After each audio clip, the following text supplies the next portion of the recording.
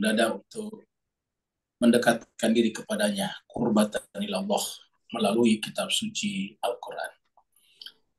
Pertemuan kita kali ini adalah meneruskan surat Al-Baqarah ayat 166 kalau tidak salah, atau 161 sampai 165. Jemaah sekalian berbahagia, bersama kita sudah ada Ustadz, kita belum ada ya? Belum ada Ustadz. Ustazana Ustadz Wahyudin Wahid belum kelihatan. Maka marilah kita masuk ke screen untuk membaca ayat-ayat suci Al-Quran. Surat Al-Baqarah, surat yang kedua. Malam ini kita masuk pada ayat 161 ya, sampai 165. Iya, sampai 165. 161 sampai 165. Jadi Bapak Ibu yang ingin membaca atau membuka Al-Qurannya sendiri, dipersilakan membuka surat Al-Baqarah, surat 2, ayat 161 sampai 165. Mari kita masuk ke screen.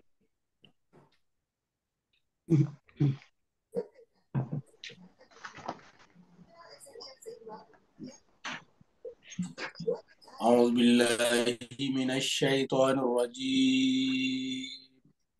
Bismillahirrahmanirrahim. A'udzu billahi minasyaitonir rajim. Bismillahirrahmanirrahim. Innalladzina kafaru wa matu wa hum kuffar. Innalladzina kafaru wa matu wa hum kuffar. Ulaika alaihim la'natullahi wal malaikati wan nasi ajma'in. Ulaika alaihim la'natullahi wal malaikati wan nasi ajma'in. Khalidina fiha la yukhaffafu anhumul adzab. Khalidina fiha la yukhaffafu anhumul adzab wa la hum yunzarun. ولا هم ينظرون وإلهكم إله واحد وإلهكم إله واحد لا إله إلا هو الرحمن الرحيم. لا إله إلا هو الرحمن الرحيم.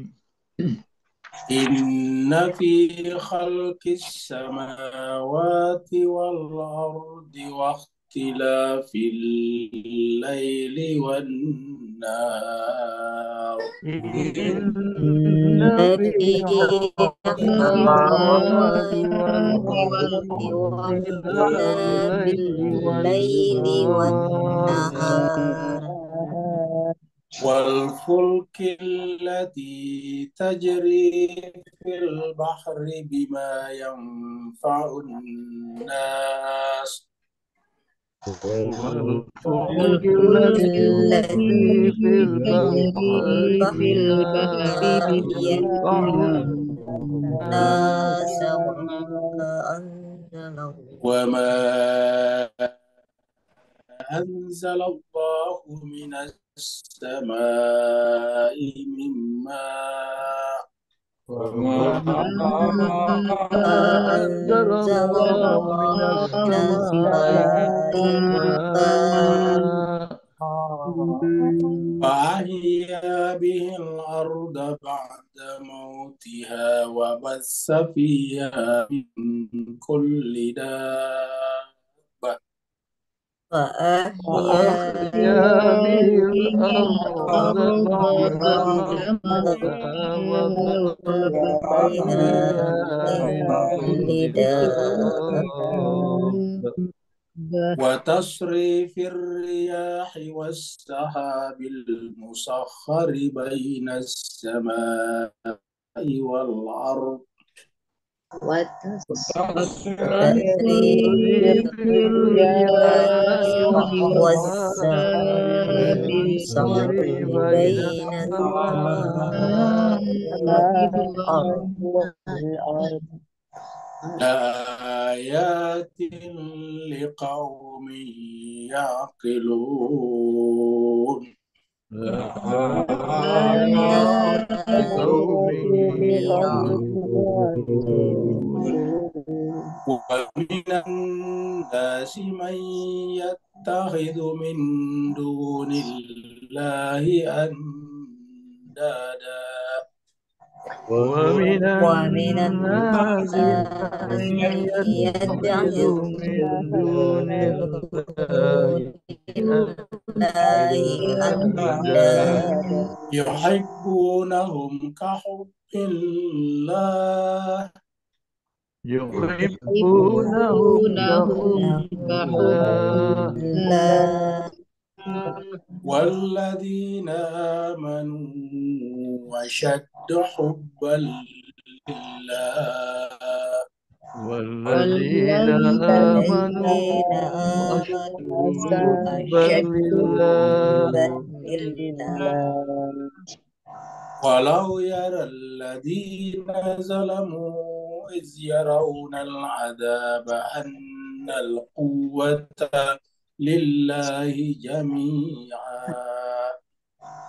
ولو ولو يرى يرى الذين الذين ظلموا ظلموا إذ إذ يرون يرون العذاب العذاب أن أن القوة لله القوة جميعا وأن الله شديد العذاب وأن الله الله شديد شديد العقاب العذاب صدق الله العلي العظيم صدق الله العلي العظيم اللهم صل اللهم صل وسلم وزد وسلم وبارك على رسول رسول الله الله وآله وآله الأطهار على الأطهار رسول الله وآله الأطهار اللهم صل على محمد اللهم وآل صل على محمد محمد وآل محمد اللهم صل على محمد اللهم صل على وآل محمد محمد وآل محمد اللهم صل على اللهم محمد. صل على محمد وآل محمد. Bapak Ibu sekalian, terima kasih telah ikut membaca ayat suci Al-Quran. Semoga Allah SWT senantiasa mencurahkan rahmatnya kepada Bapak Ibu semuanya, kemudian memberikan kepada Bapak Ibu adalah sakinah, juga menurunkan malaikat bersaf-saf sampai kepada Rasya Allah SWT, dan Allah menyebut-nyebut nama Bapak Ibu dan orang tuanya di hadapan majelis para malaikat, sebagaimana dalam sebuah hadis qudsi dikatakan, man ijtama'a qaumun fi baitin min buyutillah yatluna kitaballahi wa yatadarasuna bainahum illa nazalat alaihim sakinah wa ghasyiyatuhum rahmah wa khaffat alaihimul malaika wa dzakarhumullahu fi man indah. Tiadalah berkumpul suatu kaum di suatu majelis kecuali bahwa majelis itu disebut dengan buyutillah, rumah-rumah Allah. Mereka di sana mempelajari ayat-ayat Allah, Al-Quran, dan kemudian mengajarkan di antara mereka. Maka tiadalah imbalan yang Allah berikan kecuali 4 hal. Yang pertama adalah memberikan kepada mereka sakinah, ketenangan jiwa. Yang kedua, melimpahkan kepada mereka rahmat. Kemudian yang ketiga, mengutus malaikat bersaf-saf sampai ke Rasya Allah SWT. Dan yang terakhir, nama-nama mereka yang hadir di majelis itu senantiasa disebut oleh Allah SWT di hadapan atau di majelis para malaikat. Kita teruskan surat Al-Baqarah kita, surat yang kedua, ayatnya malam ini adalah 161 sampai 165. Al-Baqarah artinya sapi betina, turun di Madinah, maka disebutlah dengan surat Madaniyah. Jumlah ayat 286 ayat. Terakhir kita sudah sampai di ayat 160. Ya. Ayat 160 adalah Allah berbicara tentang kitab suci Al-Quran ataukah Alkitab. Dan Allah SWT berbicara tentang orang-orang yang mengungkapkan kembali isi kitab suci. Jadi ini ayat 160 adalah berbicara tentang setelah orang itu menyembunyikan isi kitab suci. Jadi tidak sedikit umat beragama menyembunyikan sebagian isi kitab sucinya sejak dari dahulu kala. Itulah sebabnya kemudian nabi demi nabi datang. Yang pertama adalah untuk mengajak mereka kembali kepada Allah. Yang kedua adalah mengingatkan mereka kepada kitab suci yang asli yang telah mereka tinggalkan sebagian atau telah mereka tambahkan sebagian. Ada yang mereka sengaja sembunyikan, terutama ayat-ayat atau ungkapan-ungkapan teks-teks yang berkaitan dengan mereka, yang menyinggung mereka, yang menjelaskan tentang rahasia-rahasia mereka ataukah topeng-topeng mereka. Lalu kemudian orang-orang ini kemudian menghilangkan sebagian daripada isi kitab suci tersebut. Maka siapa yang melakukan seperti ini, Allah melaknatnya. Kecuali, nah ini dia. A'udzubillahi minasyaitonirrajim. Bismillahirrahmanirrahim. Illa kecuali alladzina tabu wa aslahu. Kecuali kalau dia bertaubat. Bertaubat artinya berjanji untuk tidak lagi melakukannya, berhenti. Dan sekarang arah hidupnya dikembalikan kepada Allah. Waslahu lalu melakukan perbaikan, memperbaiki kembali hal-hal yang selama ini rusak akibat perbuatan mereka. Wabayyanu lalu kemudian menerangkan kembali, menjelaskan kembali apa yang tadinya mereka sembunyikan. Siapa yang seperti ini maka Allah mengatakan faulaika atubu alaihim. Maka orang seperti itu pasti aku akan terima taubat mereka. Wa ana tawwabur rahim, karena saya kata Allah adalah at-tawwab, Tuhan yang maha menerima taubat, dan Ar-Rahim yang maha penyayang. Sekarang kita masuk pada ayat 161. Kemudian bagaimana kalau dia meninggal sebelum taubat? Ini dia jemaah sekalian. Karena tidak ada di antara kita yang tahu ya siapa kapan kita meninggal dunia. Kita lanjutkan kemarin sedikit cerita tentang di Libya. Ternyata orang yang hilang di Libya setelah banjir bah karena bendungan itu jebol adalah lebih dari 10.000 orang hilang. Ya. Korban yang sudah ditemukan sudah mencapai angka 5.200 orang. Yang hilang belum ditemukan adalah 10.000 lebih orang.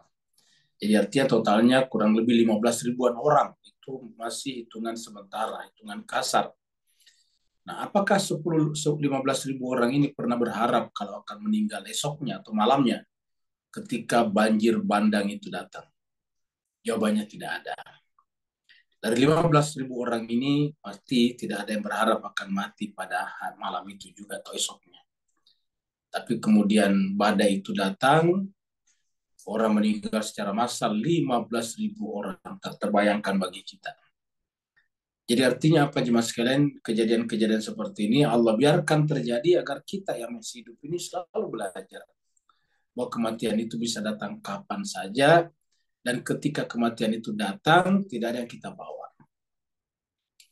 Yang meninggal di sana itu di Libya, terutama kita bicara Libya, adalah meninggalkan properti mereka yang juga sudah sebagian besar rusak. Mereka pergi hanya membawa jiwa mereka saja. Itulah sebabnya Allah menginginkan kita agar benar-benar seperti ayat 160 tadi, yaitu bertaubat. Illal ladzina tabu wa aslahu. Kecuali orang-orang yang bertaubat dan melakukan kebajikan. Bagaimana kalau kita ternyata meninggal tidak bertaubat, tidak melakukan reorientasi kehidupan, Kita meninggal sebelum menjelaskan atau terjelaskan pada kita semua ayat-ayat Allah yang karenanya Allah utus para nabi dan rasul. Maka Allah berfirman, innalladzina kafaru. Sungguhnya orang-orang yang kafaru tetap menolak. Ingat jemaah sekalian, ini tulisannya adalah kata kerja namanya. Ini kafaru ini adalah fi'il madhi. Jadi ini bukanlah kata benda, ini bukan isim.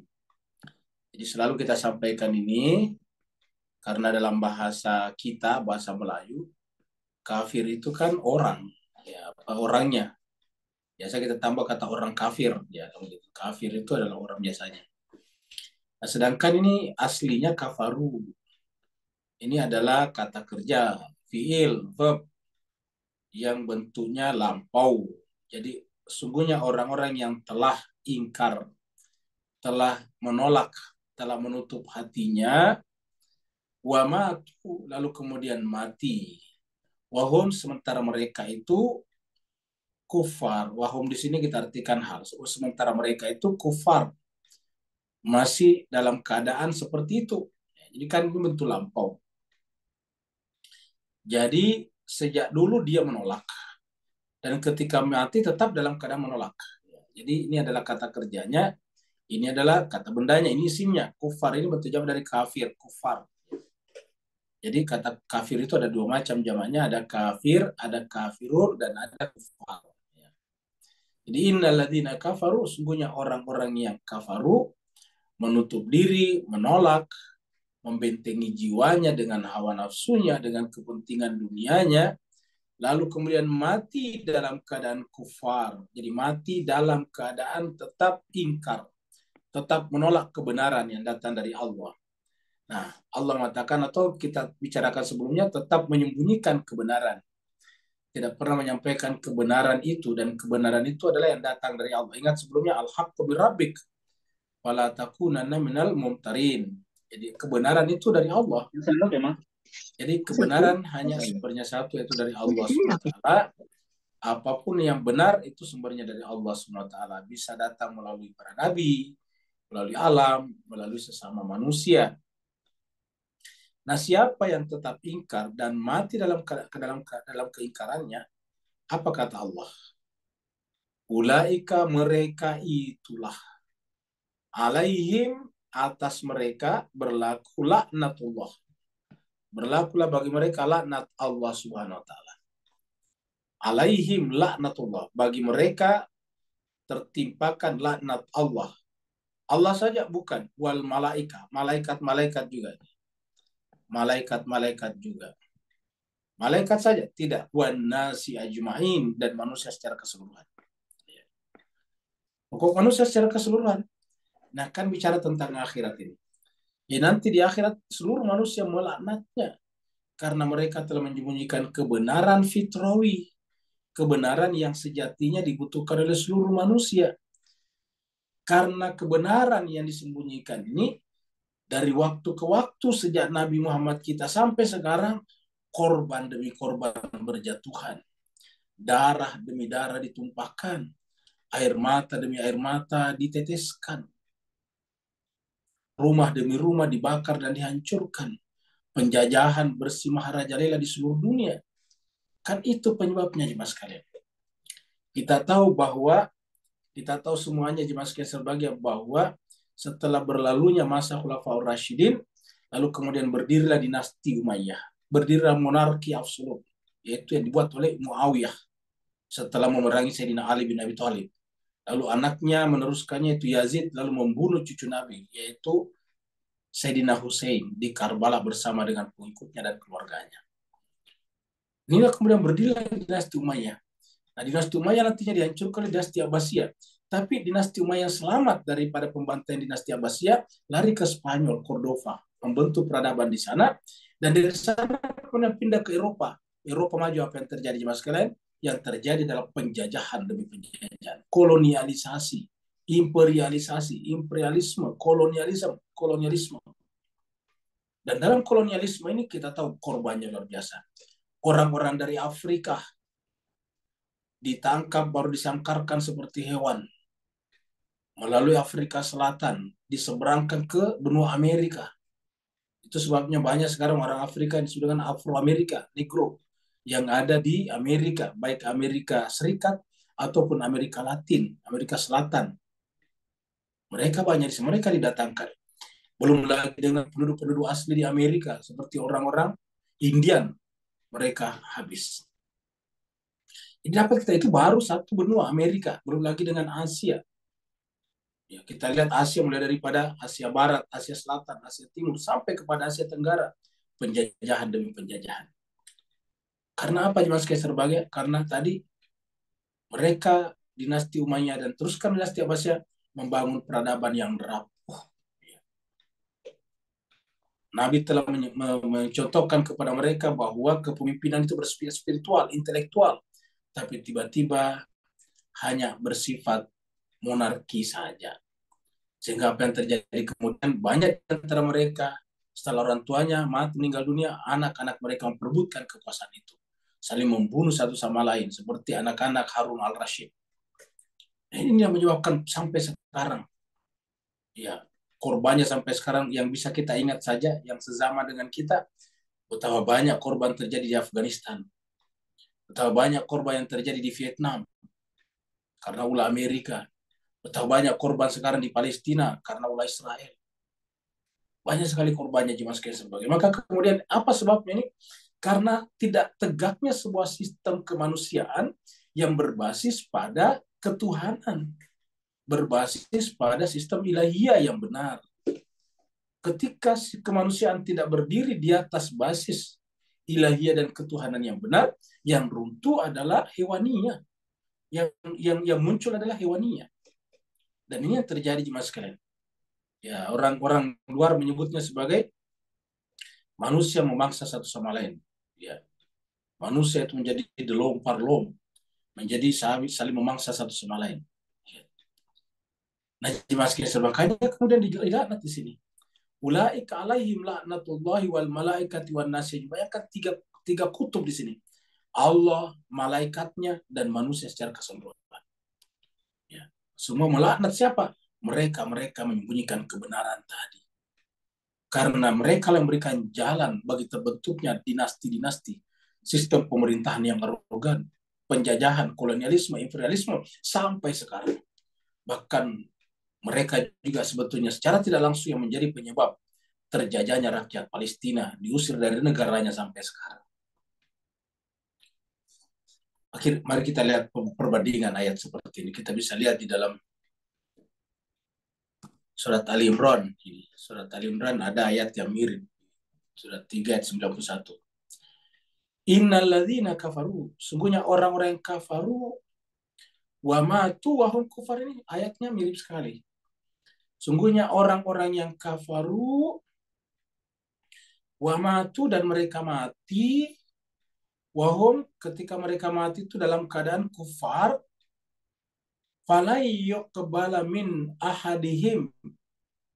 Jadi salah seorang dari mereka tidak akan diterima. Artinya tak satu pun dari mereka yang akan diterima apa? Yaitu mil'ul ardi dahaban walau iftada bihi. Tidak akan diterima dari mereka iftada, fidyahnya, tebusannya, penggantinya. Seandainya pun orang yang satu itu mau menebus dirinya di hadapan Allah dengan emas sepenuh bumi. Mil'ul ardi itu sepenuh bumi. Ya. Jadi mil'ul ardi zahaban. Seandainya mereka mau menebus dirinya dengan emas sepenuh bumi, ya, maka apa kata Allah di sini? Lan yuqbal. Sungguh-sungguh sama sekali tidak akan diterima. Lan sekali-sekali, yuqbal tidak akan diterima. Jadi siapa saja yang mati dalam keadaan kufar, yaitu tadi menyembunyikan kebenaran yang menyebabkan kemanusiaan menderita sampai sekarang, maka kemudian Mas Kaiser bahagia tidak akan diterima daripadanya salah seorang dari mereka. Seandainya salah seorang dari mereka ingin menebus dirinya, lan yuqbala, tidak akan pernah diterima oleh Allah SWT. Walaupun mereka ingin menebus dirinya, iftada menebus dirinya, fidyahkan dirinya dengan mil'ul ardi dhahaba, emas sepenuh bumi. Coba lah lihat Mas Kaiser bahagia. Sekarang kalau Bapak Ibu rajin nonton kejadian di Ukraina, jutaan orang mengungsi, kasihan. Anak mereka tidak sekolah, negara mereka porak-poranda sekarang. Siapa yang menjadi penyebabnya tadi? Lagi-lagi penyebabnya adalah negara-negara arogan. NATO misalnya, yang telah menjadikan negara itu sebagai medan untuk menghadapi Rusia. Karena mereka tidak ingin menggunakan negaranya sendiri. Coba itu. Mereka telah belajar dari Perang Dunia Pertama dan Kedua. Maka mereka menggunakan pihak lain. Setelah sebelumnya menggunakan Syria, ya sekarang mereka menggunakan Ukraina. Jadi korbannya demi korban terus-menerus berjatuhan. Ini karena apa? Sistem pemerintahan yang katanya demokratis, tapi sebetulnya mereka adalah kolonialistik, imperialistik. Demokrasi adalah bahasa zahirnya, tapi batinnya adalah bahasa keserakahan. La yuqbala min ahadihim mil'ul ardi dhahaban walau iftada bih, walaupun mereka ingin menembusnya seperti itu. Apa kata Allah? Ulaika lahum adzabun alim. Mereka itu mendapatkan azab yang sangat pedih. Jadi kalau tadi di atas itu dilaknat oleh Allah, malaikat, dan manusia secara keseluruhan, maka di sini disebutkan mereka tidak mungkin diberikan dispensasi, keringanan. Mereka tidak mungkin bisa menembus dirinya nanti walaupun mereka membawa emas sebesar sejumlah bumi atau sebesar bumi ini. Bagi mereka adzabun alim wa ma lahum min nasirin, dan di sana mereka tidak akan dapatkan penolong. Ma lahum min nasirin. Bapak Ibu sekalian, hidup ini untuk memilih nasir cuma sekali. Jadi kata-kata nasir ini hanya kita pilih di dunia. Siapa nasir kita nanti di akhirat? Tentu yang bisa jadi nasir di akhirat adalah orang, person, individu yang telah berhasil menolong dirinya di muka bumi ini di hadapan Allah SWT. Yaitu mereka yang sudah terjaga, yang namanya ma'asum. Mereka adalah orang-orang yang telah mendapatkan pembenaran, pilihan, pengangkatan dari Allah SWT. Mereka itu adalah nasir yang sungguhnya. Bagaimana mungkin orang seperti kita yang tidak jelas selamat atau tidak selamatnya bisa memberikan pertolongan kepada orang lain? Alih-alih memberikan pertolongan kepada orang lain, kita pada saat itu justru sibuk mencari pertolongan. Malahum min nasirin. Bagi mereka tidak ada lagi nasir. Maka di dunia inilah nasir itu kita cari. Siapa yang tidak menemukan nasirnya di dunia, tidak akan dapatkan nasir di akhirat. Itulah sebabnya Allah mengatakan siapa yang tidak menemukan nasir di dunia, sungguh dia buta. Man kana fi hadhil a'ma wa huwa fil akhirati a'ma. Siapa di dunia ini buta, di akhirat buta. Buta apa artinya? Diberikan indera, diberikan akal pikiran, tapi tidak menemukan nasirnya. Lalu diapain saja panca inderanya dan akal pikirannya selama ini? Hanya digunakan untuk kepentingan kehidupan dunianya saja. Maka di akhirat malahum min nasirin. Kita teruskan pada ayat berikutnya. Jadi tadi bedanya di sana tidak ada nasir. Kalau di sini adalah mendapatkan laknat dari Allah, malaikat, dan manusia secara keseluruhan. Ini saja Bapak Ibu sekalian sudah tidak tertahankan. Bayangkan tiga unsur. Allah sebagai puncak piramida kekuasaan, pemilik puncak piramida kekuasaan. Kemudian malaikat-malaikat, makhluk suci Allah SWT. Lalu kemudian manusia, ajmain seluruhnya. Jadi manusia yang celaka di neraka pun mengutuknya. Kenapa? Karena mereka masuk neraka. Karena mereka menyembunyikan. Karena yang dikutuknya itu telah menyembunyikan kebenaran di dunia, sehingga mereka tidak sampai kebenaran kepada mereka. Nabi telah datang 1000-an tahun, tetapi mereka banyak manusia yang tidak mendapatkan kebenaran itu. Kenapa? Karena kebenaran itu tertahan. Hanya menjadi sebuah retorika dan ritual belaka saja. Tidak lagi bekerja pada tataran kemanusiaan. Nah, jadi Mas Kaiser bahagia, tentu kalau ada yang mengatakan tidak boleh sembarang melaknat, sudah benar. Kata-kata jangan sembarang melaknat, bukan berarti tidak boleh melaknat. Karena kita lihat tadi, buktinya Allah saja melaknat. Malaikat suci saja melaknat.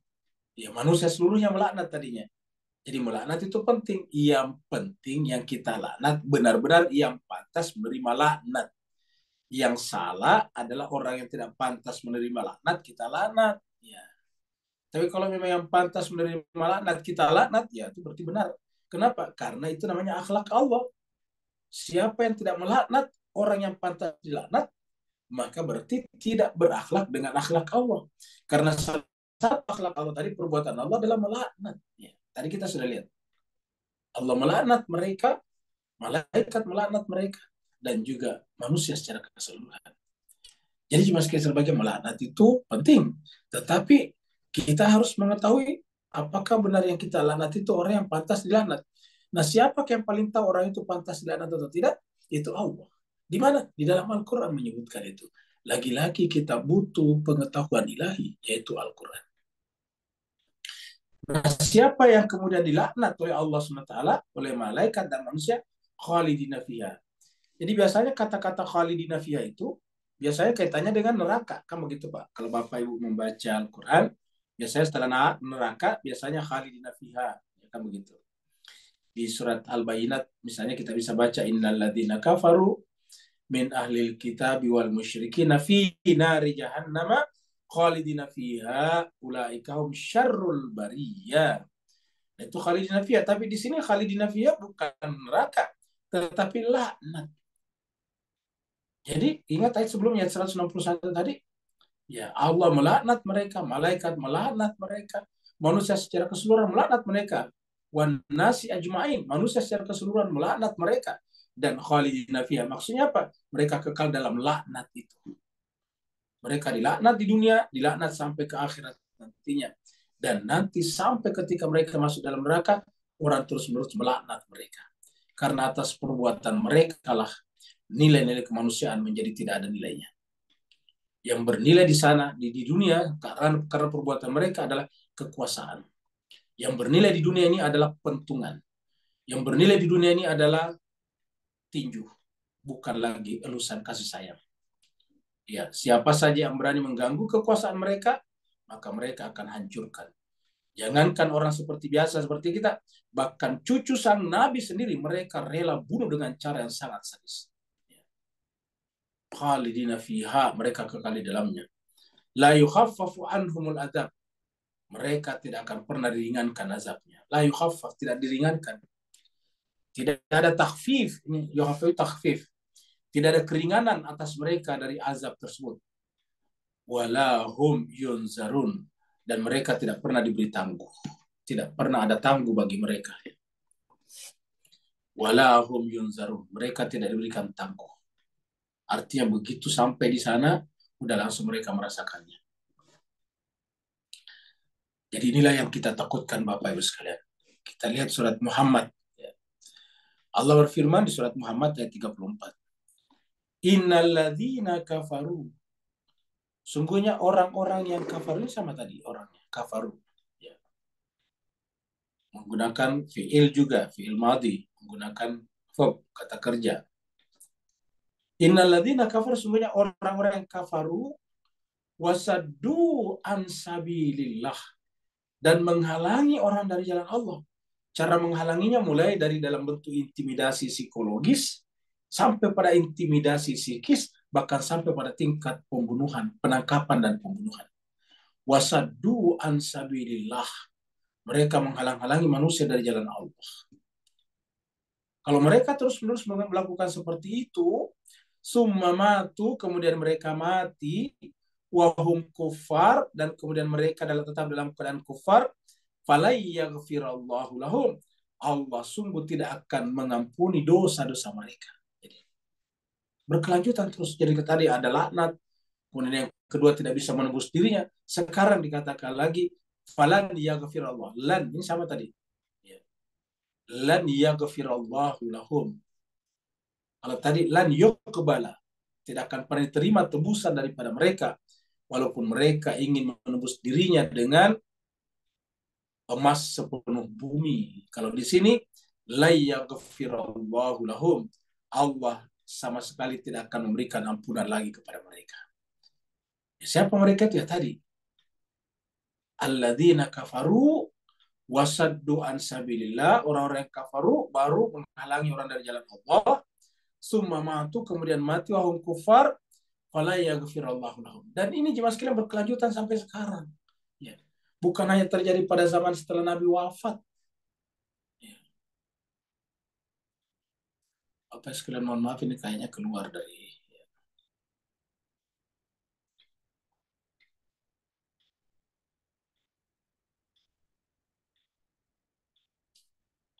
Ya, jadi sebenarnya kita kembali ke screen ya. Jadi wasaddu an sabil dan ini telah berjalan sampai sekarang sejak dari dulu. Ya, bukan saja pada zaman Nabi setelah wafatnya Nabi lalu kemudian mereka memerangi. Ini mohon maaf Pak sekalian ini selalu terpental keluar ya.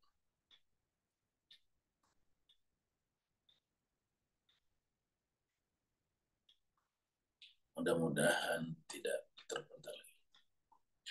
Jadi sejak pada zaman Nabi dulu, setelah Nabi wafat dulu sudah terjadi seperti itu. Bayangkan hanya orang mau menerima Al Husain saja di Kufah, semua orang yang bersiap menerimanya diintimidasi, dibunuh. Ya. Orang yang menemani Al Husain berjalan dari Mekah sampai kepada mau pergi ke Kufah dibunuh, luar biasa. Dan itu sampai sekarang ya Mas kalian. Sekarang ini Mas kalian di berbagai tempat di muka bumi masih ada kejadian di mana orang-orang yang hanya memperingati kejadian terbunuhnya cucu Nabi di Karbala itu kemudian dibunuh, diledakkan bom padanya, dibantai. Sampai sekarang masih terjadi. Atau paling tidak dihalang-halangi, mereka diusir, dipersulit. Di berbagai tempat di muka bumi masih ada seperti itu. Mudah-mudahan di masa-masa mendatang seperti ini semakin berkurang. Menyadari kalau mereka melakukan itu seperti ayat ini, tetap mereka saddu'an sabilillah, sumamatu kemudian dia mati, wahum kufar, apa kata Allah? Fala yaghfirallahu lahum. Sekali-sekali Allah tidak akan menerima ampunan daripada mereka. Tidak akan memberikan ampunan kepada mereka. Ya. Kalau Allah tidak memberikan ampunan, ya tidak ada lagi harapan bagi yang bersangkutan.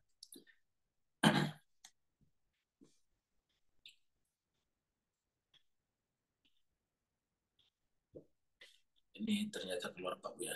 Kita masuk lagi.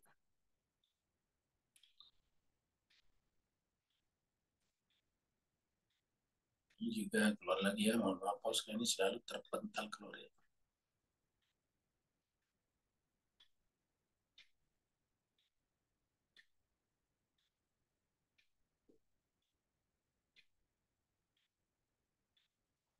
Nah, jelas sekalian ini keluar lagi ya Allah. Ini mudah-mudahan bagus ya.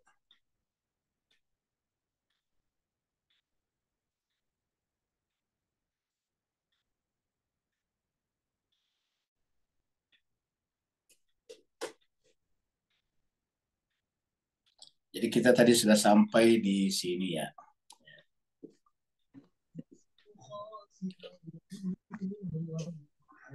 Sekarang ayatnya adalah, coba lihat mas kalian apa menara kita. Menara itu sebetulnya untuk memperdengarkan kalimat la ilaha illallah kepada manusia. Cuma sayangnya sebelakangan ini menara ini juga banyak digunakan untuk suara-suara lain sehingga kemudian apa namanya tidak lagi menjadi kebutuhan tunggal daripada memperdengarkan azan yang di dalamnya ada kalimat la ilaha illallah. Bahkan terkadang menimbulkan ketegangan di masyarakat karena toa yang begitu banyak, begitu berisik. Ya, bayangkan kalau sekalian kalau toanya Bapak lihat di menara ini, itu hampir setiap jarak 1 meter ada toa tuh. Nah, kalau ini kan memang cuma satu. Kalau bagaimana kalau per jarak 200 meter ada menara setinggi ini?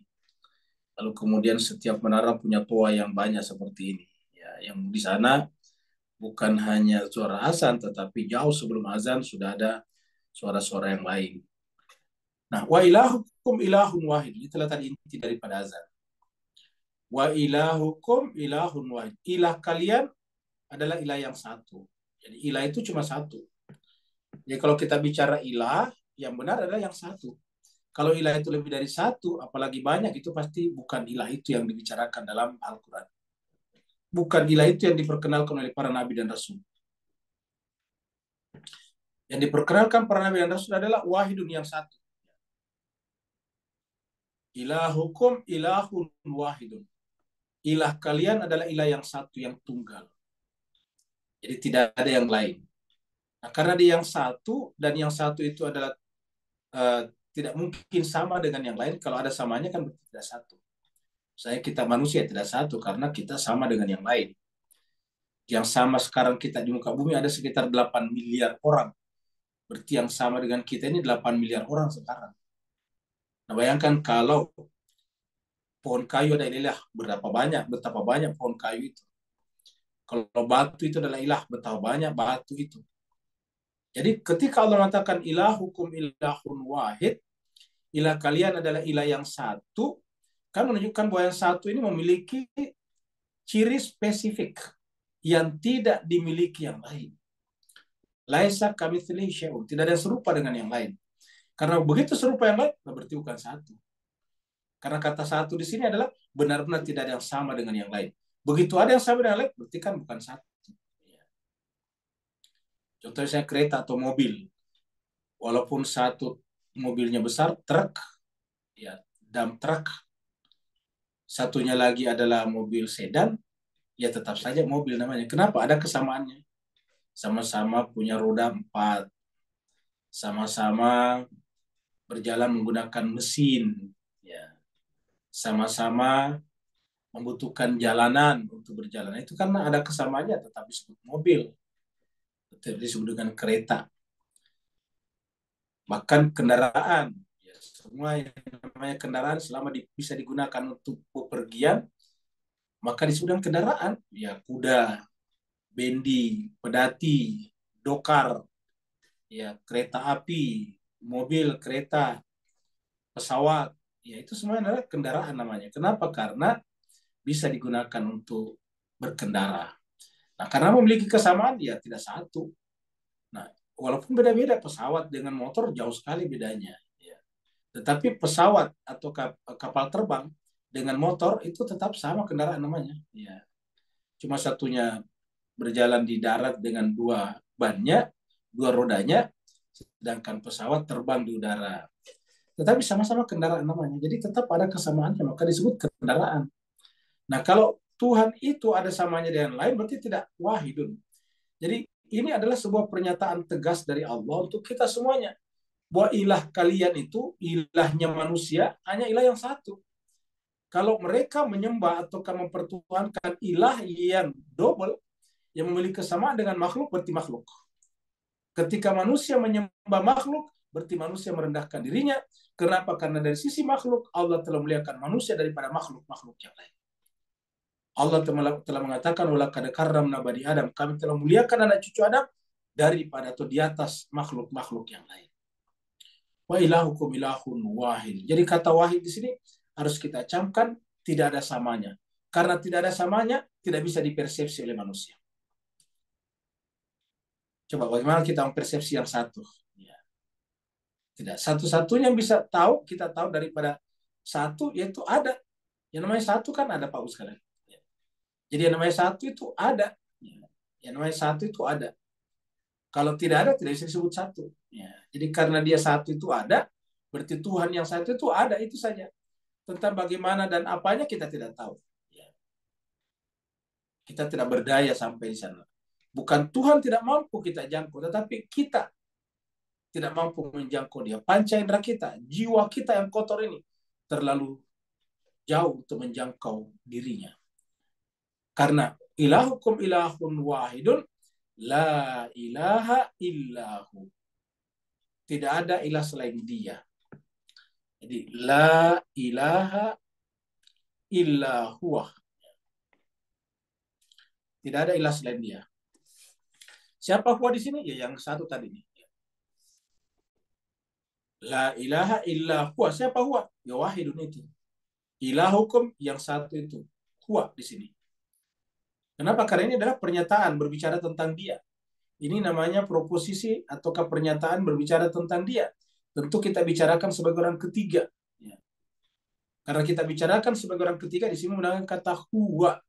Tetapi Tuhan itu tidak cukup hanya dijadikan sebagai orang ketiga. Tuhan itu bisa kita tempatkan sebagai orang kedua. Anta. La ilaha illa anta. Tidak ada ilah selain engkau Tuhan. La ilaha illa anta. Di situ kita tempatkan sebagai orang kedua. Bahkan kita bisa tempatkan sebagai orang pertama. Ya, ketika mengatakan anal haq. La ilaha illa ana. Innani anallah. La ilaha illa ana. Itu adalah menempatkan Tuhan sebagai orang pertama. Dan ketika kita berbicara sebagai mutakallim, pembicara, menempatkan Allah sebagai orang pertama, berarti terjadi implikasi, namanya berimplikasi. Terjadi kesatuan antara yang berbicara dan yang dibicarakan. Kenapa? Sama-sama menggunakan kata anak. Ya. Dan ketika anak kita yang relatif berjumpa dengan anaknya Allah yang absolut, maka yang masuk akal untuk hilang adalah anak kita yang relatif. Namanya fana. Allah mengatakan kepada Nabi Musa, Innani ana Allah, la ilaha illa ana. Berarti anak-anak kita adalah relatif dan harus runtuh, harus hilang, ya, harus enyah, harus menguap. Dan yang ada hanya anaknya Allah. Siapakah dia itu? Dialah Ar-Rahman, Ar-Rahim. Inilah yang dimasukkan di dalam basmalah kita, bismillah kita, yang pernah kita bahas. Ya. Inilah yang dimasukkan di dalam Bismillahirrahmanirrahim. Ini selalu kita baca. Supaya apa? Supaya kita selalu ingat bahwa ilahukum ilahun wahid itu, yang la ilaha illa huwa itu adalah sifat yang bisa kita jangkau adalah pengasih dan penyayang. Ingat, pengasih dan penyayangnya Allah tadi tidak sama dengan kita. Pertanyaannya, ketika pengasih dan penyayangnya Allah tidak sama dengan kita, kita bertanya, apakah pengasih dan penyayangnya Tuhan kualitasnya di bawah kita atau di atas kita? Semua orang pasti akan menjawab di atas kita, jauh di atas kita. Berarti pengasihnya Allah, kasihnya Allah, sayangnya Allah itu tak terbayangkan, tak terduga, tak terbatas, tak bisa ditemukan tepinya. Itulah Allah SWT. Sayang seribu sayang, umat Islam tidak begitu banyak tidak begitu banyak membahas Ar-Rahman ini, karena sudah terlanjur diterima dan menjadi budaya di kalangan saudara-saudara kita umat Kristiani, orang Nasrani. Mereka sudah terbiasa menggunakan kata kasih, maka seakan-akan kalau kita menggunakan kata kasih, oh itu kan Kristen, itu kan Katolik. Padahal ini Pak, kata-kata pengasih kan kata dasarnya kasih. Coba Pak sekalian, kita menganalisa kembali dengan bahasa ini, kata pengasih. Ya. Ini kan kata dasarnya kan kasih. Ya. Jadi kita bisa katakan Allah itu maha kasih. Ya. Penyayang, kata dasarnya sayang, maha sayang. Ya. Dia adalah kasih dan sayang. Dialah puncak dari segala kasih dan sayang. Semua kasih dan sayang yang ada di makhluk ini, manusia dan hewan-hewan, semuanya adalah jelmaan, tajalli, transferan daripada kasih dan sayang Allah. Dengan demikian, siapa yang bertuhankan Allah, maka dia harus menonjolkan pada sifatnya, karakternya, kasih dan sayang. Allah punya 99 nama Allah, Asmaul Husna, bahkan lebih dari itu kalau kita hitung dalam Al-Quran, tetapi yang diikutkan pada basmalah cuma ini selalu, tidak pernah yang lain. Basmalah di Bismillah beda dengan basmalah di Al-Baqarah. Tulisannya sama, tapi beda. Bismillah di Al-Fatihah, ya Bismillahnya Al-Fatihah. Bismillah yang ada di Al-Baqarah, ya Bismillahnya Al-Baqarah, berarti beda. Bismillah yang ada di surat Al-Imran, ya Bismillahnya Al-Imran, bukan Bismillah yang ada Al-Fatihah. Berarti ketika surat At-Taubah tidak punya Bismillah, ya memang tidak ada Bismillahnya dia, karena beda dengan yang lain. Ya. Makanya Mas Kias berbahagia, Bismillah itu dalam Al-Quran ada pada 113 surat, dan ditambah di tengah-tengah ayat 30 surat An-Naml, dan sama persis. Innahu min Sulaimana wa innahu bismillahirrahmanirrahim. Sungguhnya surat ini, kata Ratu Balkis, adalah berasal dari Sulaiman, dan surat ini dimulai dengan Bismillahirrahmanirrahim, kasih dan sayang. Jadi ini adalah kasih dan sayang harus kita ungkapkan sekarang. Tidak perlu kita merasa risih karena sudah dipakai orang Nasrani. Apakah kita mau risih dengan kata-kata Allah? Apakah pantas sebagai orang beriman risih dengan kata-kata Allah, dengan firman Allah, hanya karena digunakan oleh orang lain? Ya. Tidak perlu jemaah sekalian. Jadi kata kasih ini harus kita ungkapkan kembali bahwa umat Islam itu adalah kasih dan sayang. Maka kalau di tengah-tengah umat Islam itu terjadi kekerasan atas nama agama, bahkan terjadi terorisme, terjadi pengeboman, pembunuhan, pengacauan, itu pasti bukan jelmaan daripada ilahukum ilahun wahidun la ilaha illahu ar-rahmanur rahim. Pasti bukan dari situ. Pasti ilahnya ilah yang lain. Karena ilah yang satu itu, karakter yang disebutkan di sini adalah kasih dan sayang. Ar-Rahman, Ar-Rahim. Dan kita pada saat membaca Bismillah, diperintahkan melalui kalimat itu untuk bersambung dengan ini melalui huruf ba. Bismillahi ar-Rahmani ar-Rahim. Kita lihat di sini. Surat Fussilat. Ya. Surat Fussilat ini surat 41. Ya. Surat 41. Ya. Surat 41 ini. Ayatnya 6 tadi. Ya. Ayat 6. Allah berfirman, Qul innama ana basyarun. Qul innama ana basyarun mithlukum. Katakanlah Muhammad, hanya saja saya ini adalah basyar, manusia seperti kalian. Maksudnya basyar itu manusia biologis, punya tubuh, punya darah, punya daging, makan, minum juga, tidur juga. Itu basyar. Maka dikatakan basyarun mithlukum. Ini ayat mirip ini kita temukan juga dalam surat Al-Kahfi atau Al-Ankabut ya, Al-Kahfi ya. Terakhir. Jadi innama ana basyarun mithlukum. Ya. Hanya saja saya ini adalah basyarun, manusia seperti kalian, mithlukum. Bedanya adalah yuha ilayya. Bedanya adalah diwahyukan kepada saya. Yuha ilayya. Diwahyukan kepada saya annama bahwasanya. Jadi inti daripada wahyu di sini adalah annama ini. Annama ini adalah sama dengan innama. Ya. Jadi innama annama sama. Kalau di tengah-tengah kalimat anna, kalau di awal innama sama. Di tengah kalimat maka annama. Jadi yuha diwahyukan ilayya kepada saya annama bahwasanya ilahukum ilahun wahidun. Jadi inti daripada wahyu itu adalah ilahukum ilahun wahidun. Yang tadi di surat Al-Baqarah itu dikatakan la ilaha illahu ar-rahmanu ar-rahim. La ilaha illahu ar-rahmanu ar-rahim. Itu yang satu itu. Ya. Kalau di sini dikatakan fastaqimu, maka istiqamalah dengan keesaan Tuhan ini.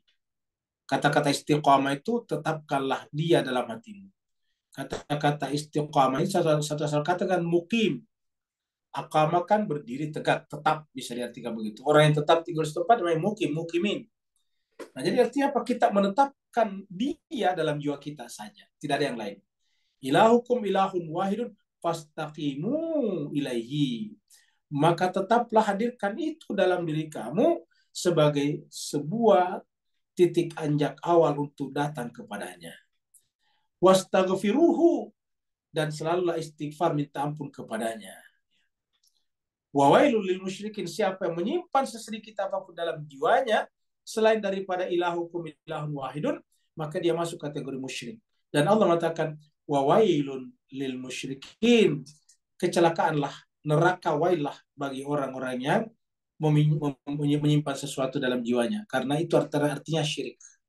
Wa wailul lil musyrikin. Kita ayat berikutnya. Ini bicara tentang alam semesta ya. Inna fi khalqis samawati wal ardh wa ikhtilafil laili wan nahar. Ini ayat mirip dengan surat Al-Imran ayat 190. Inna fi khalqis samawati wal ardh, sungguhnya pada penciptaan langit dan bumi. Wa ikhtilafil laili wan nahar.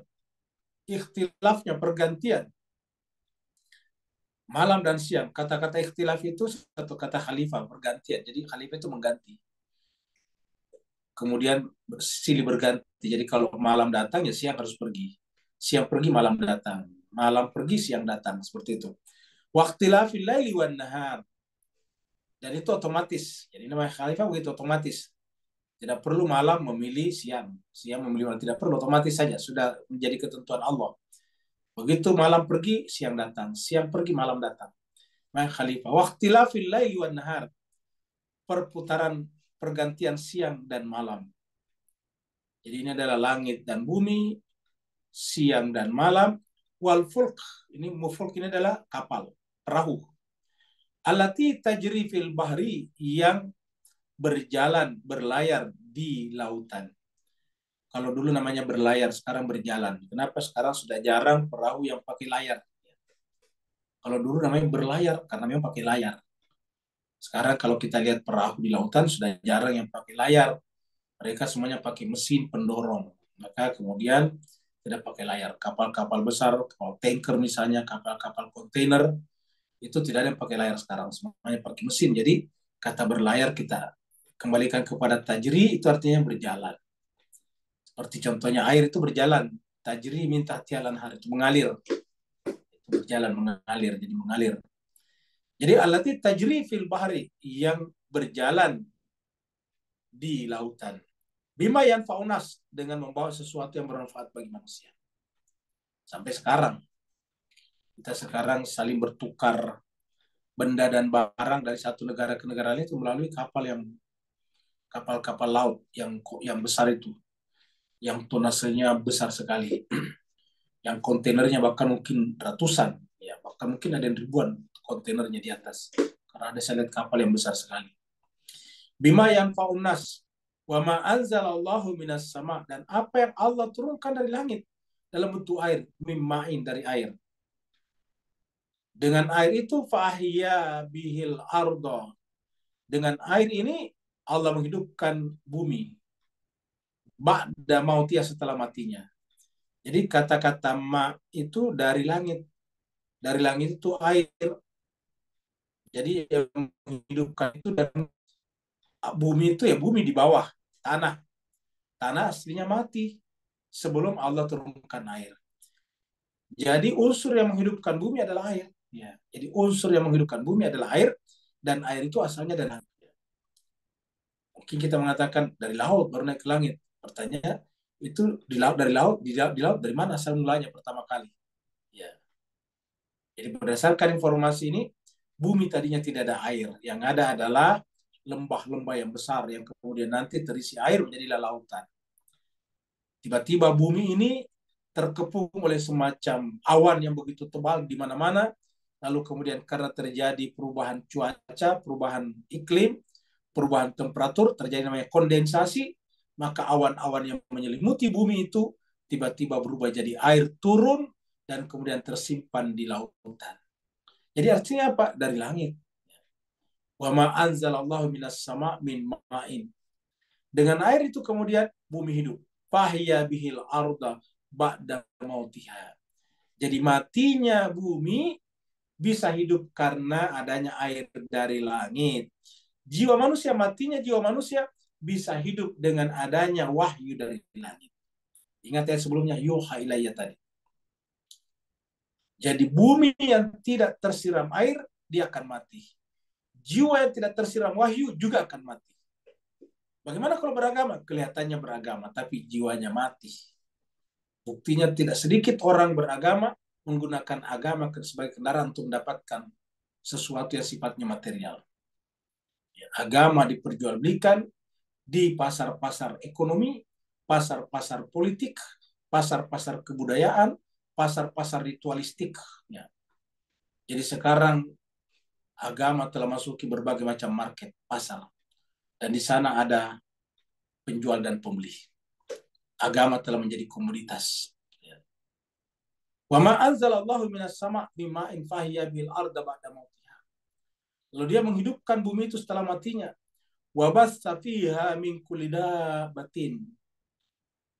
Lalu kemudian dari sana kemudian bassa, menyebarlah fiha, di muka bumi, min kulli dabatin, semua jenis hewan-hewan.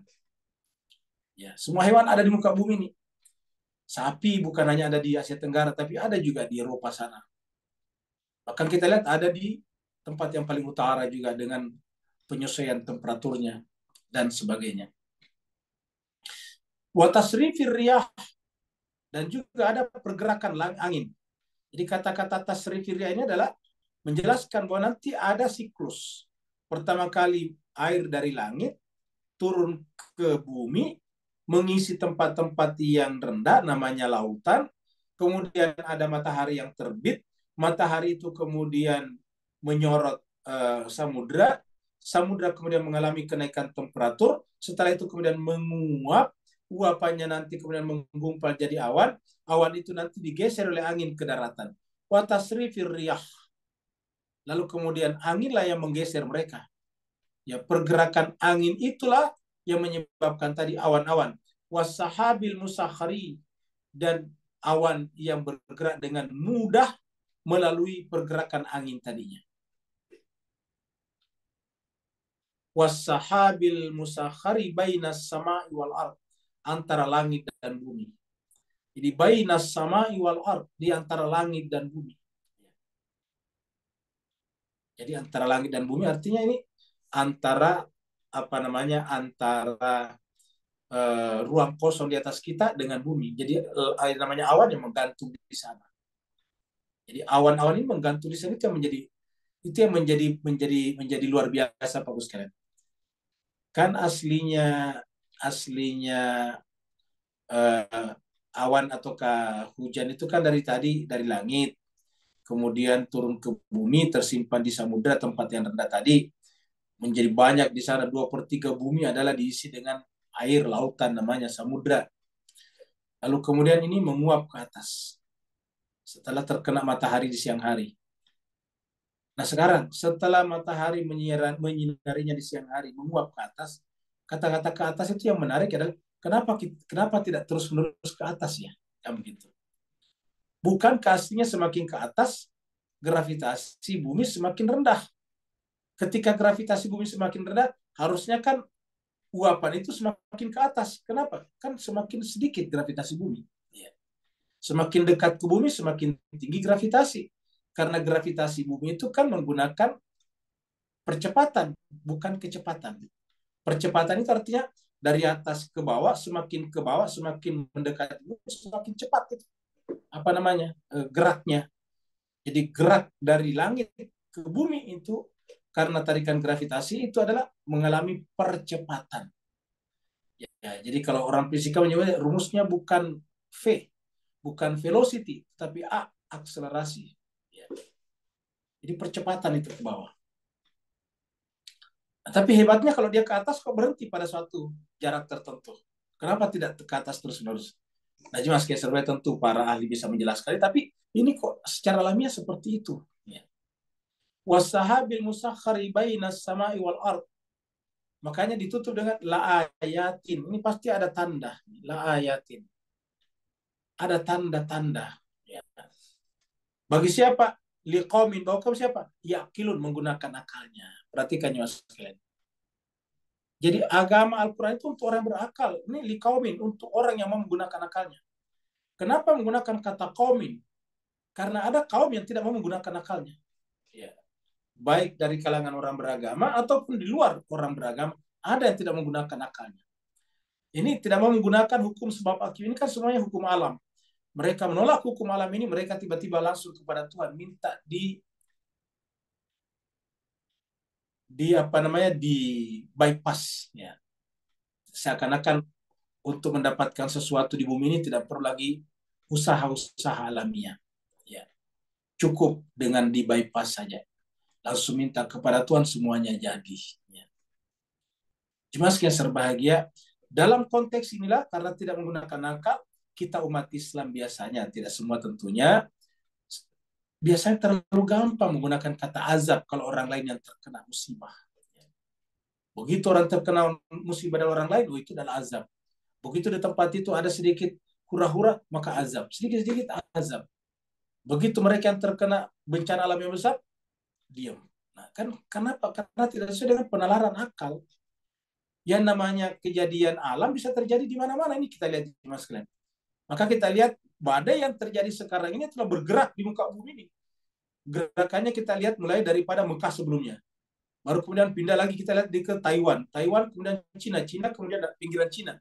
Datang ke Hong Kong. Hong Kong pindah ke Yunani. Yunani kemudian masuk ke Libya kemarin. Libya sekarang masuk ke Jerman, Prancis. Kalau Bapak lihat. Ya. Itu bergerak seperti itu. Siapa yang terkena itu? Ya tidak mengenal agama di sana. Cina tidak beragama, kemudian Yunani beragama Nasrani, ya, Prancis, Jerman beragama Kristen, Libya beragama Islam, ya tidak mengenal agama karena hukum alam. Jadi marilah kita beragama secara yakinun, ya. Marilah kita beragama jangan mematikan akal kita, tetapi menghidupkan akal kita, mencari rahasia hukum-hukum alam ini untuk kita gunakan demi kemudahan kehidupan kita. Ini semuanya mulai daripada inna fi khalqis samawati sampai wasahabil musakharati baina samai wal ard, itu semua adalah hukum alam dan itu adalah ayat Allah. Dan karena siapa yang tidak menghormati hukum alam atau tidak mau mengikuti hukum alam berarti tidak menghormati ayat Allah. Ini kan la ayatin.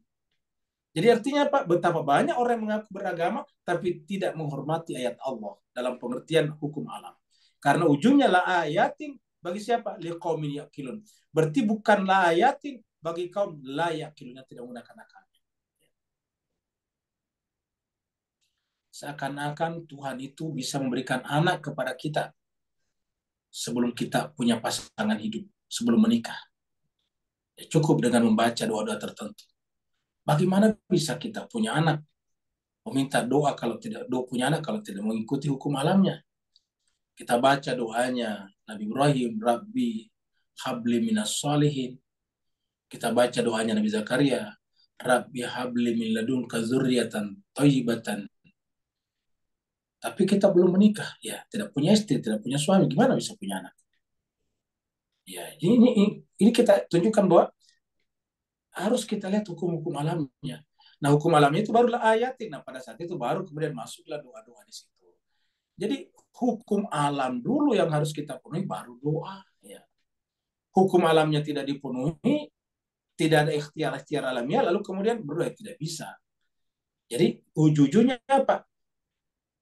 La ayatin liqaumin yaqilun. Ayat seperti ini mirip dengan surat Al-Imran. Ujungnya mirip juga dengan begini. Kalau di surat Al-Imran la ayatin liulil albab. Mari kita lihat ya. Surat Al-Imran ayat 190 ya. Bunyi ayatnya inna fi khalqis samawati, mirip tadi. Waqtilafil laili wan nahar. Tidak banyak tambahnya di sini, cuma sampai pergantian siang, malam dan siang. Baru ditutup la ayatin, ada tanda-tanda kebesaran Allah. Li ulil albab. Tadi li qaumi yaqilun. Jadi siapa ulul albab? Ya qaumin yaqilun. Jadi siapa itu ulul albab? Ya qaumun yaqilun. Golongan orang-orang yang menggunakan akalnya. Dan mereka itulah yang baru di sini berdoa, jemaah sekalian. Jadi harus melihat dulu hukum alam ini. Fi khalqis samawati wal ard wa ikhtilafil laili wan nahar la ayatil lil albab, baru alladzina yadhkuruna Allah qiyama, yaitu orang-orang yang selalu mengingat Allah SWT dalam keadaan qiyamah, wa qu'udan, duduk, wa ala junubihim, berbaring, wa yatafakkarun, dan selalu memikirkan, berfikir fi khalqis samawati wal ard, tentang penciptaan langit dan bumi. Rabbana, baru dia berdoa nih, coba lihat. Doanya terakhir Pak sekalian. Ya. Jadi doa bukan salah, tapi selalu setelah ada ikhtiar usaha. Rabbana, wahai Tuhan kami, ma khalaqta hadza batila. Rabbana, wahai Tuhan kami, ma khalaqta hadza batila. Ya, kamu tidak ciptakan semua ini secara batal, ilegal. Tapi semuanya Allah ciptakan bil haqqi. Subhanaka, ini dia menempatkan Allah sebagai orang ketiga, orang kedua maksudnya. Subhanaka faqina adzabannar. Maksudnya engkau ya Allah, maka jauhkanlah kami dari azab api neraka. Jadi seperti itu. Ayat terakhir. Ini adalah patung-patung. Ya, dulu di patung seperti ini banyak di Mesir dulu. Ya. Patung-patung ini yang disembah-sembah orang-orang terdahulu. Wa minan nasi, tapi sayangnya, jadi tadi sudah dilihat di atas. Liqaumi yaqilun, jadi alam semesta. Jadi artinya apa? Allah menjelaskan bahwa dirinya yang menciptakan alam semesta. Jadi adalah tidak pantas kalau kita menyembah, mengilahkan bagian tertentu dari alam semesta. Apa bagian tertentu dari alam semesta? Batu, Apalagi bagian tertentu dari alam semesta, manusia. Apalagi pohon-pohonan dan sebagainya. Ya.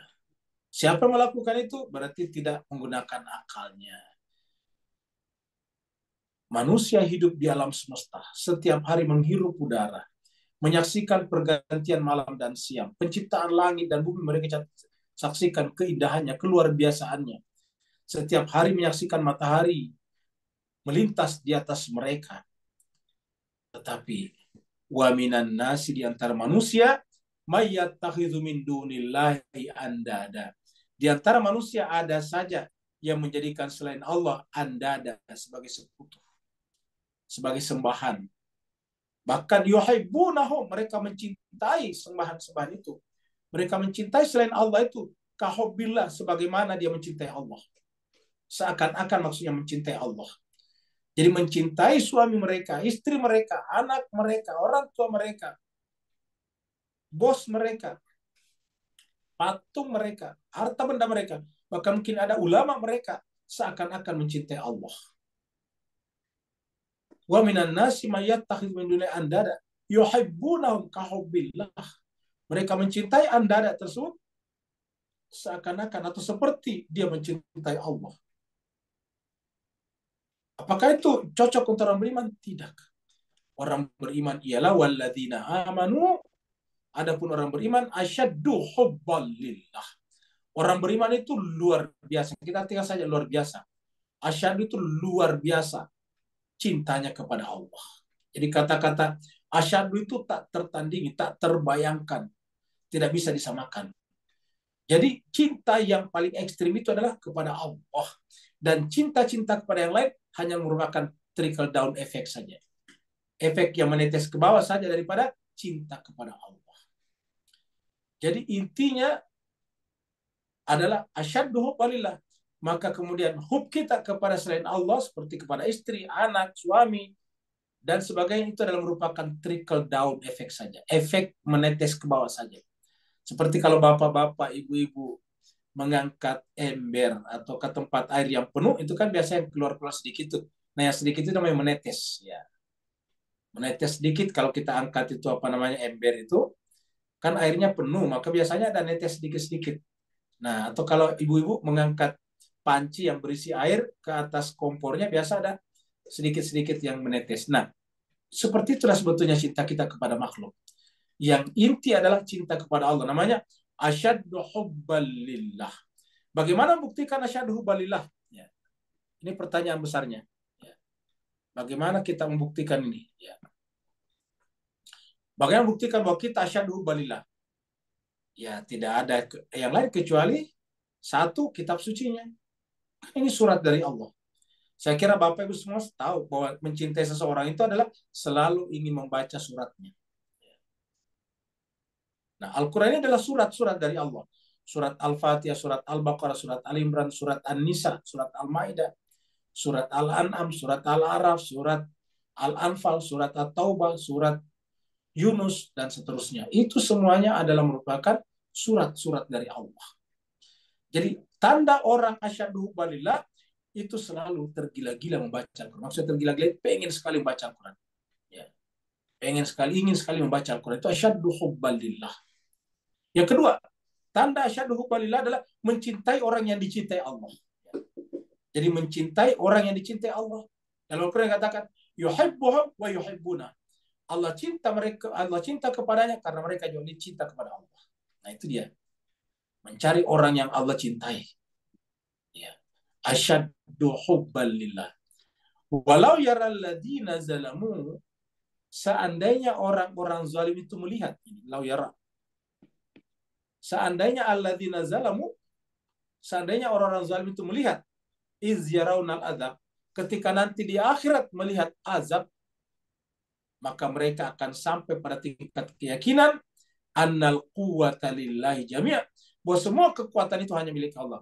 Maka kuah yang ada di patung, kuah yang ada di batu, kuah yang ada di kayu, kuah yang ada di hewan-hewan, kuah yang ada di bumi, kuah yang ada di planet-planet, kuah yang ada di bintang-bintang, kuah yang ada pada manusia adalah lillahi jami'a, adalah milik Allah semuanya. Sehingga adalah keliru besar kalau kita menyembah, mengagumi sesuatu hanya karena kuahnya. Karena kuahnya mereka, kekuatan mereka adalah merupakan tetesan berian daripada Allah Rabbul Alamin. Annal quwata lillahi jami'a wa annallaha syadidul azab. Dan sungguhnya Allah itu sangat keras azabnya. Kata-kata syadid di sini Pak Bu sekalian, ini adalah satu asal kata dengan asyaddu di sini. Jadi orang yang tidak asyaddu hubbannya kepada Allah akan merasakan nanti syadidul azab. Bagaimana cara terhindar daripada syadidul azab? Yaitu kita harus sampai pada tingkat asyaddu hubban lillah. Jadi syadidnya kita adalah cinta kepada Allah. Siapa yang syadidnya tidak cinta kepada Allah, siapa yang cintanya kepada Allah tidak syadid, maka juga akan mendapatkan azab yang syadid. Tentu Bapak Ibu sekalian kita berlindung kepada Allah dari hal seperti itu. Kita lihat ayat yang terkait dengan tadi. Surat 34 ayat 31. Ini agak panjang sebetulnya jemaah sekalian, tapi kita langsung aja ke bawah sini ya. Jadi ini adalah berkaitan dengan penyesalan di akhirat ya. Waktu kita terbatas, kita lonset ke 33. Waqalalah, ini saling menuduh nanti di akhirat antara orang yang ikut-ikutan di dunia ini dan orang yang diikuti. Ingat, yang paling gampang biasa kita ikuti kalau berkenaan dengan agama kan agamawan. Makanya kita harus berhati-hati Pak sekalian dalam kepengikutan. Wa qala alladziina istud'ifu, dan berkatalah orang-orang yang lemah di muka bumi, lemah pengetahuan, lemah penalaran, sehingga kemudian ikut-ikutan. Lil ladziina istakbaru, kepada orang istikbar.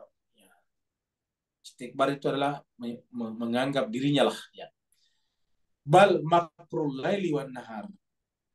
Orang lemah mengatakan yang benar adalah kamulah dulu di dunia yang datang kepada kami untuk menciptakan makar, maksudnya untuk menggoda kami, memperdayakan kami malam dan siang.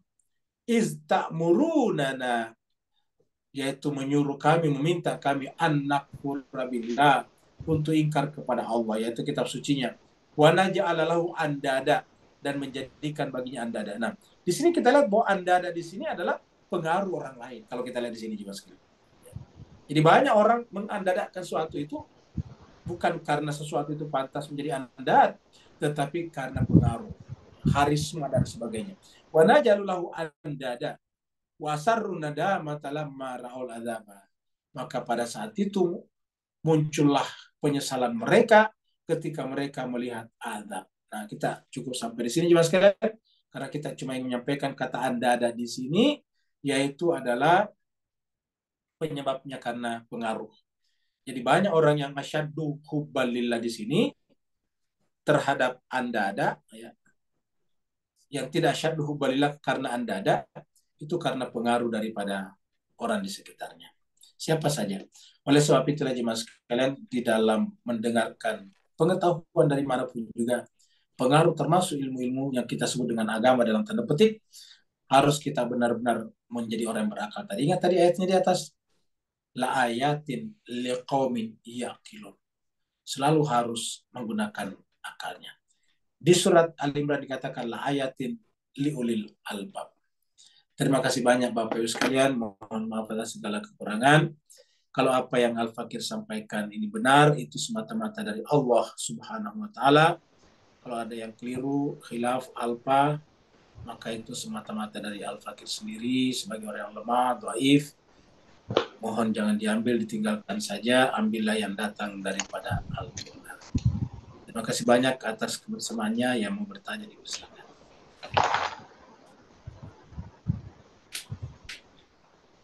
Ya, di chatroom ada 2 pertanyaan. Baik, kita datang ke chatroomnya.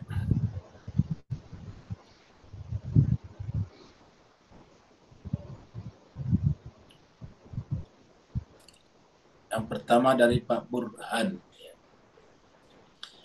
Benar apa yang disabdakan Rasulullah tentang kaum muslim di akhir zaman, ya jumlahnya banyak, tapi tak berkualiti betul dan tak bermutu karena jauh dari Al-Quran betul. Saya kira sudah benar ya. Jadi ada ayat yang sering kita kutip di surat Al-Furqan, wa qala Rasul ya Rabbi inna qaumi ittakhadhu hadzal Qur'ana mahjura. Kenapa Nabi mengadu di hadapan Allah, ya Rob, wahai Tuhan, sungguhnya kaumku, umatku telah menjadikan Al-Quran ini dijauhi. Ya. Kemudian ini juga ada hadis yang diangkat oleh Pak Burhan ini dari Sauban radhiyallahu anhu berkata, Rasulullah Shallallahu Alaihi Wasallam bersabda, amat dekat kekafiran dan kesesatan umat dengan saling menuduh sesat dan kafir di antara mereka, saya kira benar, agar mereka lemah hingga dapat dirampok. Seperti yang kita sampaikan pada ayat sebelumnya, kalau kita saling menuduh, maka kemudian watafshala rihukum, maka kemudian kita jadi lemah. Ya. Seorang berkata, apakah saat itu jumlah kita sedikit? Beliau berkata, bahkan kalian saat itu sangat banyak. Namun kalian bagaikan buih pada saat banjir.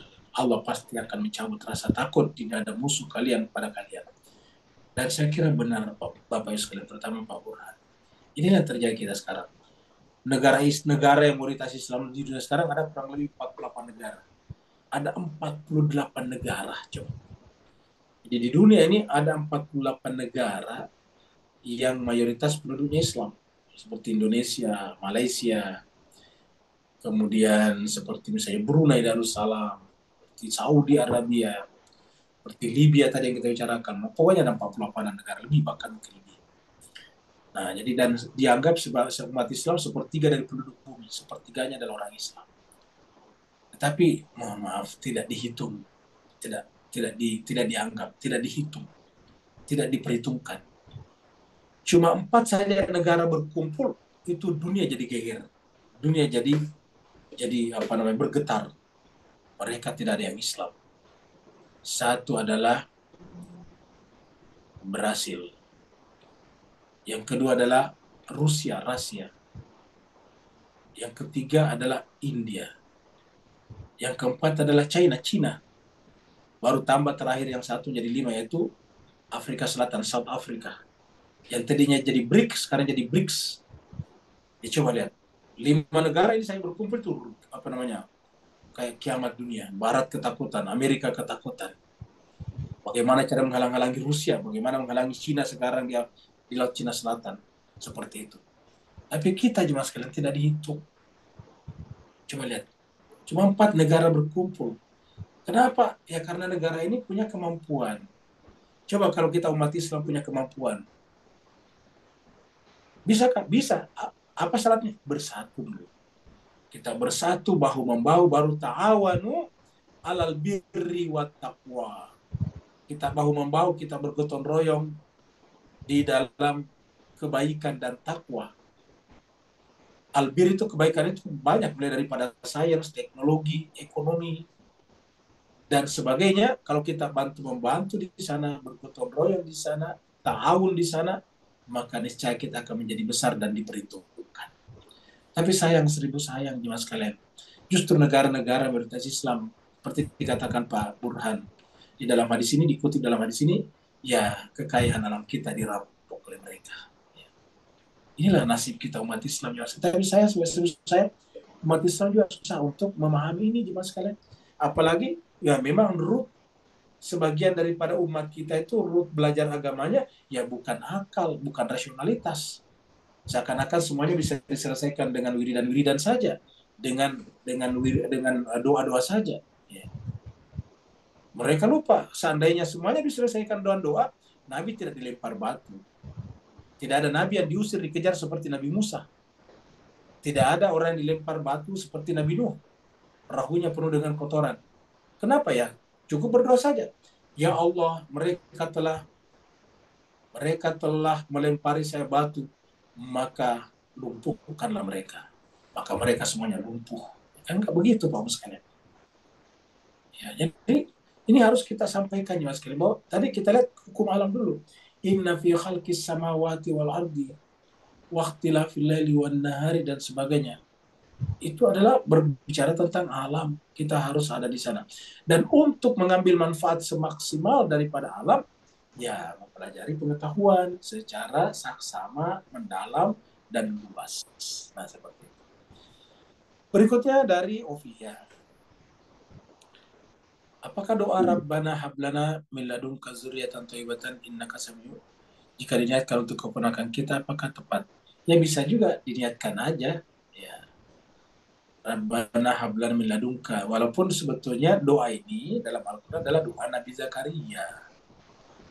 Nabi Zakaria sampai tua sudah renta, istrinya juga akhir itu mandul, tidak punya anak. Maka dia berdoa Rabbana Rabbi habli, ya atau Rabbi atau Rabbana itu ya, Rabbana ini kalau di di tulisannya Hobi ya. Rabbana hablana min ladunka dzurriyyatan thayyibatan innaka samiyud du'a. Ini surat Ali Imran ayat 30 sekian ya. Ya, 30-an. Jadi itu adalah doanya Nabi Zakaria ketika berada di mihrabnya Maryam. Hunalika da'a Zakaria rabbah. Di mihrabnya Maryam itulah Nabi Zakaria berdoa. Dan dalam doanya dia membaca Rabbana hablana min ladunka dzurriyyatan thayyibatan innaka samiyud du'a. Maka pada saat itu juga malaikat datang ketika Nabi Zakaria masih dalam salat, qaimun yusalli fil mihrab. Dia sedang berdiri salat di mihrabnya Maryam. Tiba-tiba datang memberikan kabar gembira bahwa kamu akan punya anak. Jadi aslinya doa itu adalah dari Nabi Zakaria. Tapi kalau kita niatkan untuk saudara kita, ya boleh-boleh saja. Tapi diniatkan dalam arti bahwa berikan. Karena di sini kata-katanya bagus. Nun ya, Rabbana. Jadi di sini menggunakan kata-kata Rabbana, wahai Tuhan kami, karuniakanlah kepada kami. Jadi saya kira bisa. Ada lagi Pak sekali, kalau tidak ada kita akhiri sampai di sini. Terima kasih banyak atas perhatian Bapak Ibu. Ustaz, bisa dikit Ustaz ya? Oh ya, silakan. Iya, syukur Ustaz. Maaf, terakhir. Tadi soal laknat Ustaz ya. Itu kan juga perbuatan Allah gitu dan malaikat ya. Kalau kita melakukannya berarti juga sama dengan berakhlak Allah, takhallaq bi akhlakillah gitu. Iya. Berarti ini bagus. Karena perbuatan Allah juga, perbuatan malaikat juga. Nah, problemnya sekarang laknat itu yang apa yang dimaksud laknat itu kan? Itu kan problem kita. Nah, selama ini yang kita pahami laknat itu adalah kan kutukan. Nah, apa benar seperti itu gitu loh. Nah, mohon bicara secara harfiah dan maknawi Ustaz. Penjelasannya. Assalamualaikum warahmatullahi wabarakatuh. Waalaikumsalam warahmatullahi wabarakatuh. Jadi jemaah sekalian berbahagia, ya kita memang agak kesulitan menerjemahkan ke dalam bahasa kita. Kecuali yang menggunakan bahasa itu juga laknat, ya melaknat. Yang terkadang dipakai bahasa Melayu kutuk, mengutuk. Jadi kalau laknat ini mirip dengan bahasa Inggris curse, ya. Curse itu kutukan, ya. Jadi ini adalah kutuk, melaknat. Melaknat itu artinya mengecam, ya. Mengutuk, mengecam. Jadi kata-kata kutukan itu kan dalam bahasa kita punya dua makna. Ada dari Tuhan, ada dari manusia dalam bahasa kita. Kalau dari Tuhan yang Tuhan di sini mendapat pengertian agama-agama manapun juga. Misalnya orang itu dikutuk gitu. Jadi kata dikutuk itu dia diazab. Nah, itu bahasa kitanya kan seperti itu. Contohnya menurut pendapat sebagian orang dulu, kalau orang dulu berpenyakit kusta itu dikutuk, ya, itu penyakit kutukan. Nah, padahal sebetulnya kata kutuk di sini tidak seperti itu. Kutuk itu curse, mengecam. Ya. Misalnya ada orang kemarin suami membunuh istrinya, ya tentu kita mengutuk. Mengutuk artinya mengecam, ya, menyampaikan protes, ketidaksenangan kita, ketidaksetujuan kita. Itu namanya kutuk sebetulnya.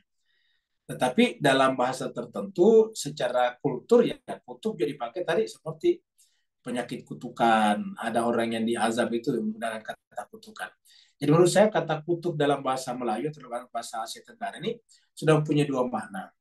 Kutuk yang pertama adalah dari yang lebih tinggi kepada yang rendah, seperti dari Tuhan, ya Tuhan dalam pengertian apapun, dalam agama-agama Aradi dan Samawi, itu adalah ketika seseorang itu disiksa dengan siksaan yang sangat pedih, namanya dikutuk.